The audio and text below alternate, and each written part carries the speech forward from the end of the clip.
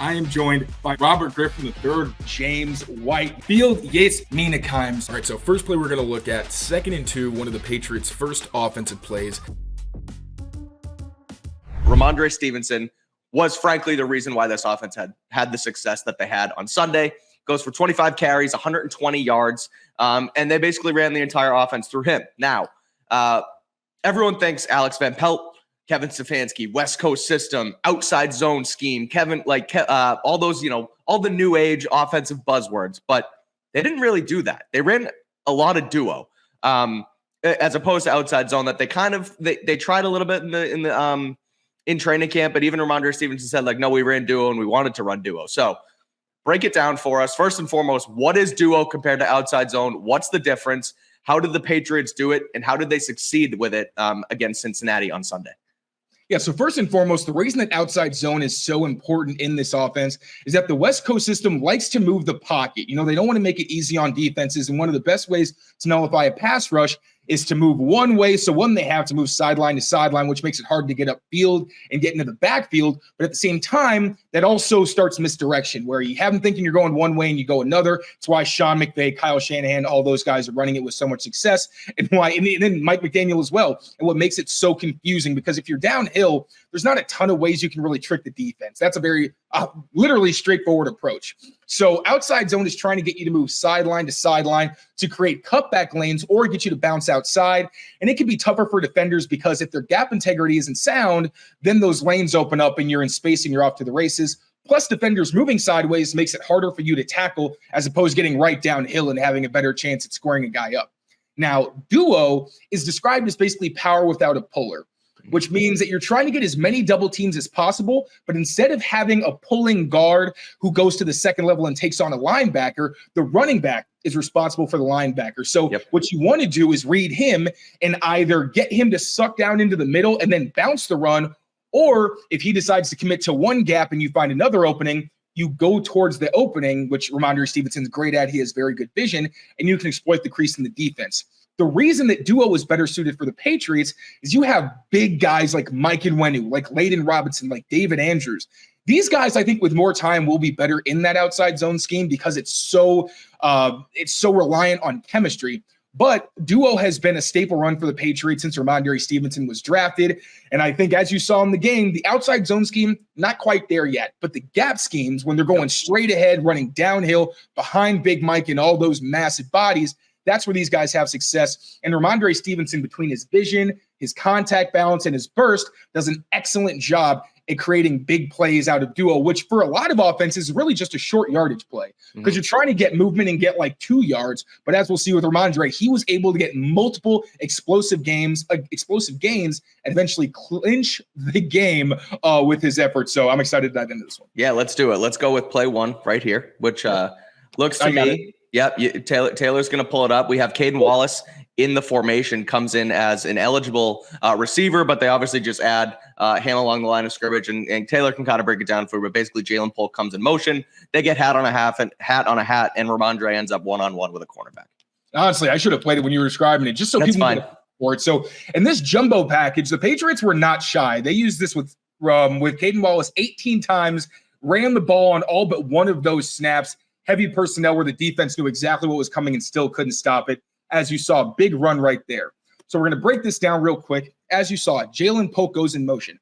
Like I mentioned with duo, the objective is to get as many double teams as possible. What the Bengals did on some plays was try to blitz to take away those double teams and create more one-on-one matchups. So you're going to see that here, and you're going to – I actually have a spotlight. You're going to see that right here. So just how the blocking is going to actually work. Because of those blitzes, you're going to get Hunter Henry climbing up to the second level, Caden Wallace digging out this defensive end. I think that's Sam Hubbard. Then you're going to get Mike Nwenu on the play side defensive tackle. Layden Robinson and David Andrews are actually both going to end up taking on the blitzing linebacker. Then you're going to get Michael Jordan on the backside tackle and Chuks Okorafor on the left side, kicking out Trey Hendrickson. Rhamondre Stevenson is going downhill, but he's going to read that the middle is really gummed up and he's going to bounce this run. But here's the special thing about Rhamondre Stevenson's game. There's different ways that you can bounce runs. You can either get all the way outside of a defender, you can try to set them up, or you can just try to get skinny through the hole and force a missed tackle. Now, Rhamondre told us after the game, and this is one of the reasons that the yards after contact metric, where it was 98%, is a credit to Rhamondre Stevenson and his contact balance, but it doesn't mean the offensive line wasn't doing its job, because this play is designed to get all of these guys blocked up. I also should mention you're going to see Jalen Polk get this block as well. Yeah. Basically, you're trying to get Rhamondre Stevenson matched up on a cornerback or a defensive back, which he said is a matchup he'll take every single time. So let's run this play again. So Rhamondre gets the handoff. As you can see, there is nowhere to run on the inside. Everything is blocked up. What he's going to do is take a very concentrated bounce like that. And here you go. There's that one-on-one matchup with Rhamondre Stevenson and the cornerback. Now, like I said, you can bounce all the way outside on duo. And some running backs who don't have a great feel will sometimes do a little bit too much and end up basically bouncing into a tackle. Rhamondre, like I said, it was a very calculated run, one quick jump cut, sees that cornerback coming downhill, and then is actually going to get skinny, take away that shoulder, break the tackle, off to the races, outruns, I think that's Mike Hilton right there. Outruns. I think you're right. Throws two stiff arms, 22, gets out of bounds. Two things I want to highlight also right here, because you're going to see Hunter Henry obviously being a good teammate and making sure his guy gets some love. But also, let's look at Jalen Polk right here and his energy. Let me go all the way back so you can see his block. Yeah, it was just – I wanted to highlight Polk's block too, because he seals that edge pretty much perfectly. And now his guy ends up coming off, but he still can't get a hand on Rhamondre. He seals him off enough where Rhamondre is just going to run away. And then, of course, Jalen Polk's a guy at Washington. We talked about it pre-draft, during the draft, who he loves to get dirty. He loves to block. That's why we were excited for him after the passing camps, to get out there and actually show his stuff. And that's perfect. That's exactly what you want from him. We talked about KJ Osborne earlier as someone who was good in the run game, but Polk right there, that's perfect. That's exactly what you want from him. And there's a difference between because KJ Osborne will do the dirty work. He's, the effort is there, but he's not really the biggest guy, and I don't think he's necessarily effective. It's kind of like a jack of all trades, where you say, yeah, this guy can do a lot of things. Doesn't mean he's great at them. He just is serviceable. Jalen Polk can dominate as a blocker. So one more time, I just want to highlight his effort. Bullying Mike Hilton, gets outside, and then the little celebration right here, getting fired up. That's really cool to see. And I do want to add some context. If you go back for 2 seconds, right where Rhamondre breaks, or pause, right there. We talk about the yards after contact, right? Mm-hmm. The line did their job here. They get their hats on everybody. They give Rhamondre, look, this is what you have to read, and then it's your opportunity, your turn to get off that cornerback. And he does exactly that. But the fact that he gets touched at the line of scrimmage, they count everything else after contact. So there needs to be some context added to that storyline. Now, again, the line wasn't perfect, but this play in particular is a perfect example on how that advanced stat metric can get so skewed. 100%. And we're going to see it on this play too. I'm actually just going to run through these. I know we talked about it. I think it's just that's fine. Easier. Go to the next one. All right. So once again, duo, same idea. You're trying to get as many double teams as possible, then climb up to the second level. So that's going to start right here. You're going to get these two guys doubling to the second level. You're going to get Hunter Henry right here. Vidarian Lowe and Michael Jordan going to combo. Going to get a combo right here. And then Mike and Nwenu sealing outside. Instead of the right side behind Nwenu and those guys, it's actually going to go left behind Vidarian Lowe, and then obviously Caden Wallace, Austin Hooper, and Hunter Henry. Actually, Hunter Henry's actually in motion, so he's not going to block that guy. Yeah. But you also see how it gives them a more favorable front, because from this look, it was a 5-man surface where you had the linebacker on the line. Now with Hunter Henry moving over, it ends up being more of an actual 4-3. You get a 4-4 look. Everyone's stacked, and you got to get a better read that you're going to be 8 on 8, and Rhamondre is going to go. Exactly. And this is a trial run, so these are the little difficulties you're going to have. But here you're going to see. So you're going to get the double here, double up here, double here, and then Mike and Winnie kicking outside. And then once again, Rhamondre Stevenson going downhill and bouncing the run. Let's run this. Now, this is different. Did you notice what the difference was on that run from the last one and how he was able to break the tackle? Yeah, right. He comes inside, and he doesn't have to necessarily bounce it out. He's still there. Go ahead. Run it through. No, exactly, because he basically stays on his track. He's really not doing much, but like last time, he takes that shoulder away, gets skinny through the hole. Great job by Austin Hooper and Caden Wallace on this double, by the way. We got to give them some credit. These two guys moving Trey Hendrickson, Wallace coming off the block to get that second-level defender. Perfect. Andre slips one tackle, jukes a safety, And that is a filthy move. Explosive game. And one thing in this game, it felt like the Bengals weren't prepared for how quick Rhamondre Stevenson's feet are because once again, he's a big back. Like this is a guy who's like 220, 230 pounds. Like he's a massive guy, but what makes him special is his quickness and that footwork. So slip this guy, burst, juke outside of a tackle, and then finish with a little bit of yards after contact. It's good stuff. And the next play that we have too, what's up in a second, is similar where, they basically flip it the other way, but it's the one where they ice the game. But I love the idea of, again, not marrying yourself to that outside zone scheme if you don't have to, using this hat on a hat, again, find those double teams, and then you let Rhamondre just have a cornerback, and he should and is going to win just about every single time. Like, not that it won't get complicated because, again, the Bengals run defense is a lot poorer than, a team like the Seahawks or other things you're going to see in the future. But this recipe was exactly what they needed against Cleveland. And again, that juke on the safety is so filthy. I could watch that day in and day out. That's awesome. And he does this all the time. Like last year, there was the talk about, Rhamondre is not really getting a lot of yards after contact. He's not playing well. He did, I think, admit that he wasn't in great shape last season to start, so that may have had something to do with it. But at the same time, he was getting tackled in the backfield a ton. This is what this guy can do when he doesn't have to make people miss in the backfield like defensive tackles. He'll break a tackle from a defensive back at the line, and then when you get him in space, he's a really tough guy to bring down. So another great play. Now we're going to move on to the clincher. This is the clincher, baby.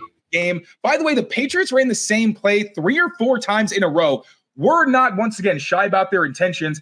And this one's a little bit different, but then you see the power. We saw the elusiveness from Rhamondre Stevenson in terms of being able to get skinny, make people miss the juke and all that. But here, they do a better job tackling, but it doesn't matter because the guy's still a big back. So right. I'm going to break it down once again. We got a double here, climb to the second level, dual here, kick that out, and then Hunter Henry's going to take this guy. Once again, now the only guy that Rhamondre Stevenson has to worry about is this guy right here.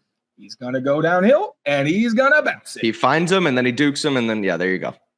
So, once again, nothing is there inside. That's by intention. Bengals are saying, hey, try to make our cornerback miss to seal the game. And he said, okay, bet. This is a real bounce, right? So, you're actually trying to get outside of the line completely. Yeah, he's not riding Hooper in that tackle anymore. He is trying to get outside. Exactly. But this time, he bounces, which gets defensive back in a very bad tackling position. This is not the place you want to be at when you're trying to tackle Rhamondre Stevenson. Great deception from Rhamondre to set him up. Then he still does, to his credit, get Rhamondre locked up. But when your pad level is this high and you're trying to tackle a 225, 230-pound back, this is what's going to happen. He's going to drag you for a first down. And then let's see some of the celebrations too. I wanted that. Okay, that was going to be my one. Want to rewatch, and I want to watch David Andrews, and I want to watch Jacoby, because as soon as Jacoby hands the ball off, he basically follows Rhamondre to the first down marker. And that's another thing I want to highlight about this game is before we play it, the camaraderie that we saw. This looks like a team that's been together for a long time, that really cares about each other and that knows who they are. Every single time I saw Rhamondre Stevenson get tackled in bounds, there was someone making an effort, not just being there, but running over to pick him up. You don't see that from every team. You don't see that on every play. It shows, one, how much respect Rhamondre Stevenson has among his peers, but also how tight this group is, which is huge for a rookie head coach because it takes a little bit off his plate. But not only that, it also is just the culture that he has created where these guys feel this close-knit and really bond, and then it turns into cool moments like this. So once again, let's highlight David Andrews first. He's pumped. Fist pump. Let's go, baby. Let's go. And then we're going to get Jacoby.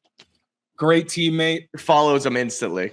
Yep. And he'll throw a block if he has to. But I was wondering, like, hey, if I got to do something, I'll do it.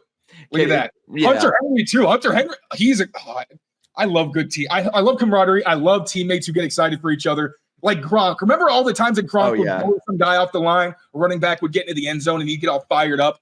Seeing that from Hunter Henry as well. Especially, too, in a team that is in such a 180 from last year, and they've 180 at least the team attitude so fast. And obviously a win is going to do that, so they're this excited. But I love it. And I want to highlight one more thing before we'll do this. We'll finish this. We'll go to prize picks, and we'll come back to Christian Gonzalez. But like you mentioned, Rhamondre initially, he's going to bounce it. And then he sees the position the cornerback is in and says, no, I'm just going to cross his face because he can't take me down.